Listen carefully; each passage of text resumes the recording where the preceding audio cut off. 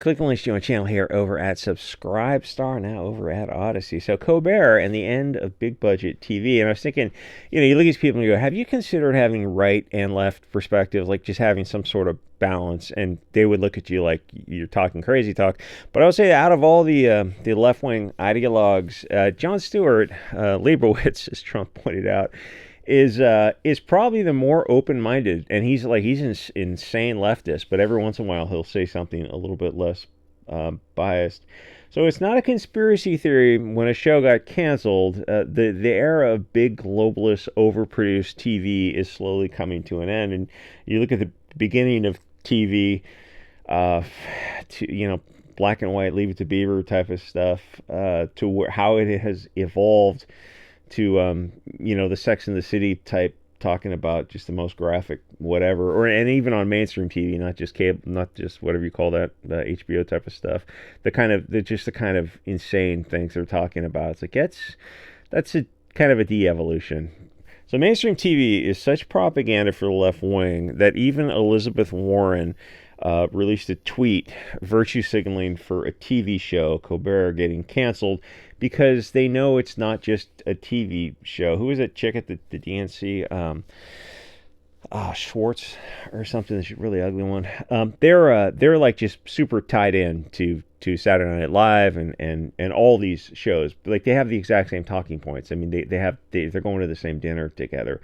So what happened? There's what happened, then there's I'm dog sitting in case you hear dogs whining to get in. And then there's what the narrative is he didn't get fired because the whole show actually got canceled, which is kind of a nice thing for him because he's not just getting replaced and rebooted with a new person. It's like, well, they're getting rid of the whole thing because it's just not making money. So that's kind of interesting.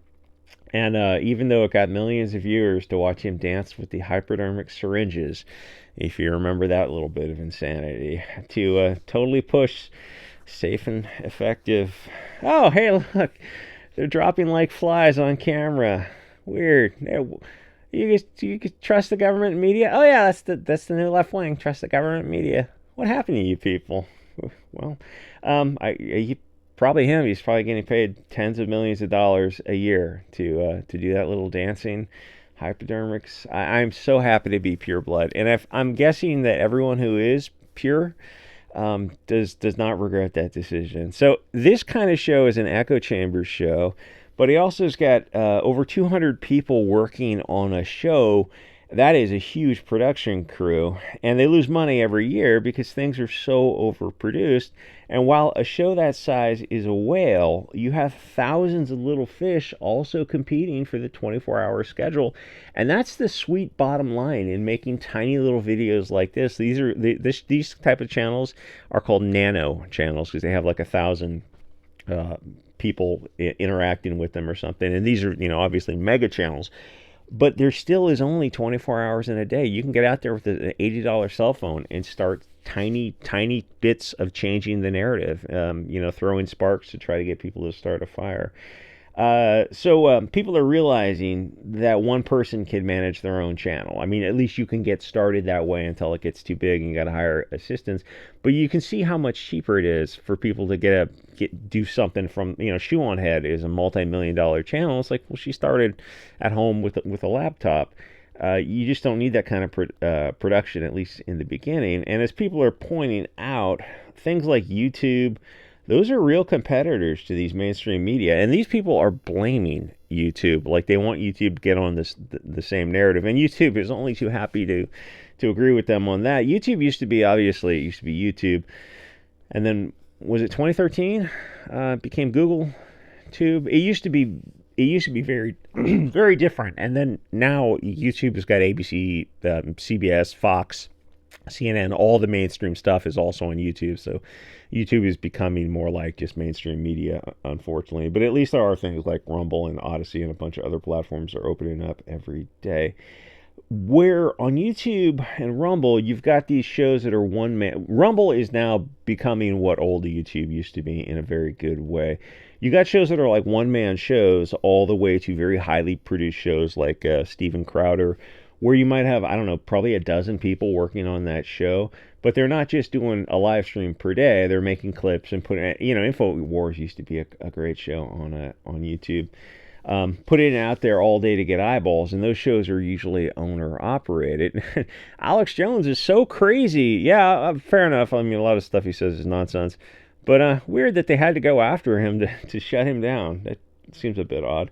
So things are just so different nowadays in the days of social media, where anyone can get out there, especially with a little bit freer speech on Twitter. That has changed the narrative quite a bit, because people, the strongest things we have are calling things gay and R slur, because they tried to make those words politically incorrect by banning them from social media, and they were successful until Elon Musk bought Twitter and started to move the Overton window back, because a lot of times you can look at things and just describe them as a bunch of slurs, which used to be acceptable, and now are becoming acceptable again, and you don't have to even engage with all the politically correct talk. You can just look at something and go, oh, this is developmentally disabled type of thing. So the left wing's got these overly produced TV shows, and they've got a harder time competing. Maybe there might be room for like a few of these big talk shows, but that's just it. It's just not what it used to be like back in the 90s or something. And eventually they're going to have to cut their budgets, and if they wanted to compete, it'd be better to end the show entirely and start over with a new show that's kind of made for the social media age, and a show with like 20 people working on it, and they all have social media footprints. Just an entirely different type of show. There are a ton of those old shows that would just not be possible today. I remember reading Chelsea Handler's book, and she's talking about some of these shows she was doing for Comedy Central back in the day, sketch comedies, and that's like you wouldn't have that kind of startup money today. A lot of these kind of TV comedies would be too over budgeted to compete with the YouTube and the Rumble shows, which are coming off of somebody's laptop, and that's not actually totally a good thing, if I can be unbiased for a minute, because obviously I don't watch this. Watching Jon Stewart I would just be punishment. I don't watch that kind of stuff, but they do have massive starting budgets, and they have infrastructure and studios, and if somebody has an idea for a show, they can get $50,000 an episode to try out a few episodes or a season, because these companies have that kind of money to take that kind of risk. And nowadays, you try to do it yourself on social media, and you just don't have that kind of budget. You're working out of your house. So what is happening is the easiest path to profitability is taken, but it's not always the best path. And YouTube had that situation in the early days of YouTube as well, where I remember very nearly viral was a channel that was doing sketches, and it was a lot of work for very little return on investment. And then people learned that it was just easier just to just sit in front of a camera and with a microphone. There used to be a lot of social media people who did on the street interviews, which is obviously more work. You need assistance and traveling and that kind of thing. And it's expensive than just sitting in a studio and commenting on someone else's footage. And it's safer too, where Tim Pool and Elijah Schaefer found out that it's like 2016 is when things kind of started getting violent. They found out that they would just be physically attacked, and their equipment would be destroyed if they went out there in IRL. Though nowadays, I guess you could do a lot more with drones. So they stopped, and they discovered that they could just sit in a studio and make more money. And it's not like them selling out. A lot of times, like they'll get shot, or they'll get armed people will attack them and destroy their gear. It's like they just can't. This is just not the safe country that it used to be. So social media has got a lot of gaps in that kind of coverage, and people who get tired of taking risks with IRL or even sketch comedy just kind of end up going the Tim Pool route, where they're just doing podcasts and interviews, which is okay. I mean, holy cow, there are a lot of podcasts. It's like everyone in Hollywood, one way or another, in their downtime, they're doing a podcast, and they're making some money. But there ends up being less on the street coverage, and there ends up also being less risk taking, because once you start making money, you're just gonna stay in that. I remember like Tim Pool would go to Sweden or something and show the violent migrant gangs and no-go areas and that kind of thing. And it's like, well, he doesn't leave the studio anymore because mostly just because it's just too dangerous. And the mainstream media has money for that kind of infrastructure. Elmo had a hell of an adventure, but they're so gay and left wing that not enough people watch. And both the left and the right, from MSNBC, which used to be really super far left wing, to Fox, have lost a fair amount of people. Fox has lost a lot of people, I guess. For Tucker, of course, I guess he must have got a little too over target. And then there were people, some guys before him who were accused of like sexual harassment or something. And kind of knowing their generation, it's like there might have been something to that.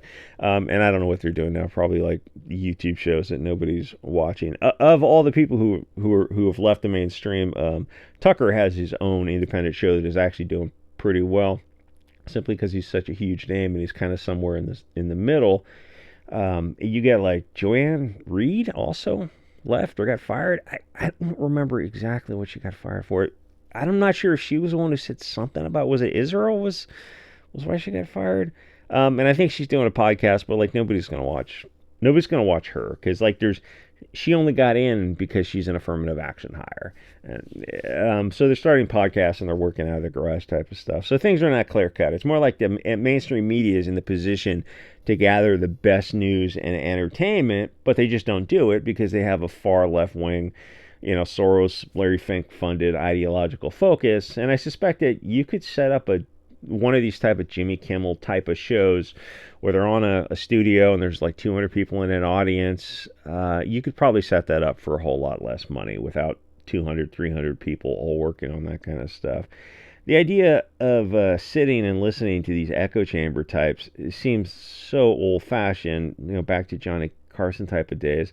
So you've got John Leibowitz sitting behind a desk. It seems like that genre is the way out. And like he was big in the 90s and then he retired.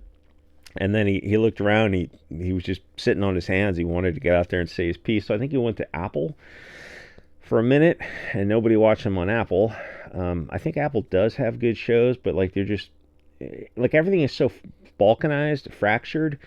And everything's a subscription service. So like you're either paying for Amazon or Netflix or Apple, or you're paying for all these little things, but you don't just turn on the TV and have access to everything like it used to be. And then I think he came back to Paramount, and even things like Paramount and all these other shows, they also have paid apps you can download for their movies and their shows. And the idea of paying for like, was it Star Trek Next Generation or something, which actually went on for like 5 years, and that was freaking horrible. There's just too many things out there, but I think that's where he's on Paramount now.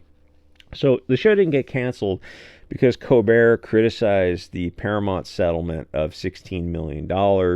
Paramount doesn't care about what Colbert says on stage. It doesn't hurt them at all. It doesn't affect their bottom line. They settled in that case because they suspected that they would lose. I think it was a 60 Minutes little bit of defamation, where they and Colbert goes, yeah, but in the pleadings they said they felt like they had a very strong case. You go, yeah, everyone says that in the pleadings or their response. Like, what do you expect them to say? They have a weak case, and we sure as hell better settle. Because that was the reality. Because you don't just give away $16 million if you think you have a strong case. And defamation is, if it was defamation, that's a huge burden for them to overcome.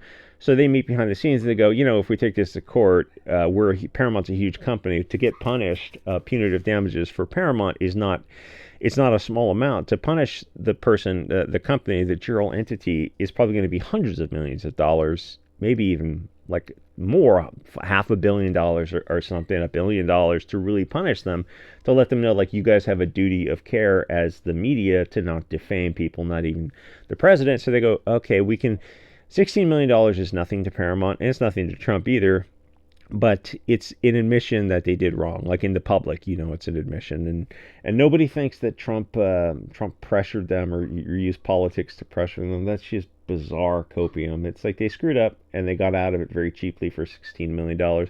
Otherwise, they would have loved to take it to court and win, but they knew that they wouldn't win on that. And If Colbert wasn't so blinded by his ideology, he would know that too. You can't defame people, not even the president. And the more public the figure, the higher the burden is. And he is obviously the most public figure. But the reason I looked at this, because it feels like the era of the big Johnny Carson, Jay Leno, huge production. Jay Leno's been around for a long time. He's been around since the taking over from Johnny Carson type of days. That huge production budget era of TV, when TV was in every household, and Leave It to Beaver type of stuff, or what was it, the Cramptons and Power, Right in the Kisser or something, or Right to the Moon or something. A show we're joking about, like hitting your wife. It's like, yeah, that wouldn't fly today, but it's like it was a different country when people understood that was just the Honeymooners. It was just a joke. Honeymooners and the Flintstones, I think, were the two hugest shows at the time. That old white America is over. In America, that America was like 80% white at the time of those shows, and it's about 50% now. And people are just so divided that they can't watch the same shows. They just hate each other, and they don't have the same values and the same worldview and that kind of thing. Anyway, like, comment, subscribe, ignore the doggos barking, and I'll see you guys on the next episode.